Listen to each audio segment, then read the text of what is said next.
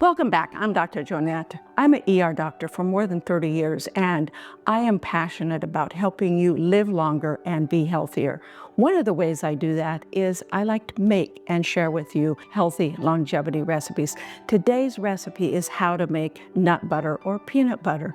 Make sure you watch all the way to the end though, because there's a few twists there that you are not going to want to miss. So let's get cooking.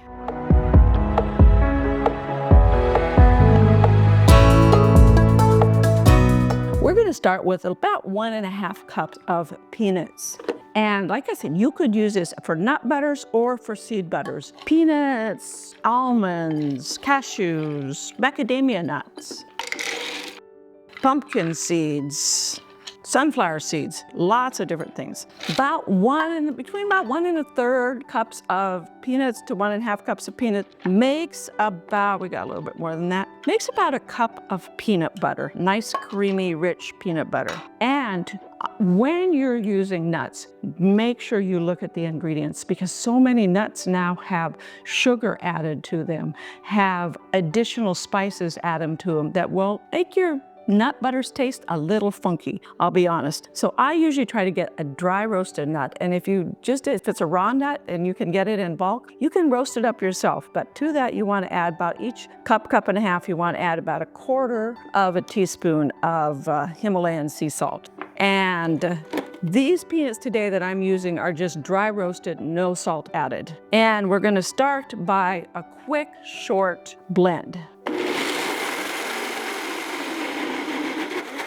And that gives you a nice chopped nut. Say you wanted to use this on top of some stir-fry vegetables. You wanted to put it in a crust for some sort of dessert or pie. You could add it to the crust along with some almond flour, some coconut flour, and now you've got a delicious high-protein crust that's got the extra nuts and fat and healthy ingredients in it. By the way, what I'm using here is a Blendtec blender, and this is called a spinner jar. I like this for making my nut butters because it's got these fins on it that you actually can help keep scraping down the butter or the nuts that get up on the side of the jar to help them get blended. You know how sometimes you get that air pocket on top of your things that spin around your blades? And then they just spin around and they don't blend anything. And then you gotta try to stick something down there and then something gets caught and you break something. It can be a real thing. Anyway, love this spinner jar. Links below, if you wanna know where to get it, just scroll down to the description and I've got a link there that you can follow out to where you can get it. By the way, I do get a small commission. It does help support this channel, so thank you so much for supporting me and the channel. Next step is we're gonna take it to what I call the peanut butter cookie stage. This stage is where you've got it. It's still a little chunky. And if you were to take it out, it's a little sticky, maybe got a little past it, but it's kind of a soft cookie dough stage. And you could, at this point, what I sometimes do is do a 3-ingredient peanut butter cookie. Add a little baking powder to it, add some coconut flour or almond flour or an egg to it, and I will bake it up into a nice, oh, don't forget, you wanna maybe add a little sweetener, maybe a little allulose or low carbohydrate, non-sugar type sweetener to it, and it makes a delicious peanut butter cookie. If it's a little on the dry side, just blend up the peanuts a little bit more. I gotta wash my hands here. And now we're ready for the next stage, which is the thick and spreadable peanut butter.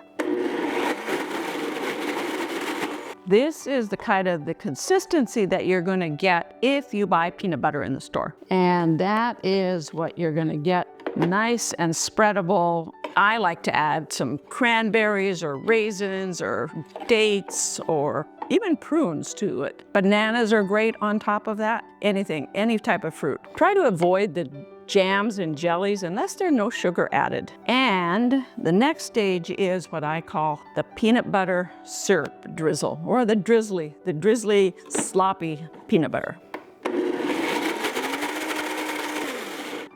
And I'm gonna need a spoon for that. It is nice and drizzly. Look at that. Drizzle it over some ice cream. Drizzle it over some chocolate, something chocolatey.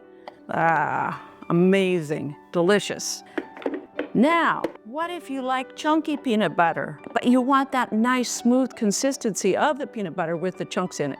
Remember that first stage where we had the chunky peanuts that we could spread on things, put into the crust and stuff like that? You want to just save some of those out in the beginning, a couple tablespoons, and now you would want to put them right back into this nice, smooth, creamy peanut butter. It thickens it up a little bit, gives you that nice chunky peanut butter with the nice spreadable consistency. Perfect for chunky peanut butter. And the best part of it is there's no sugar in it. It's just peanuts. Delicious. Thank you for joining me today for the full recipe and how-to tutorial. Go out to my website, growwithdrjoanette.com, and we'll see you next time on the Dr. Joanette channel.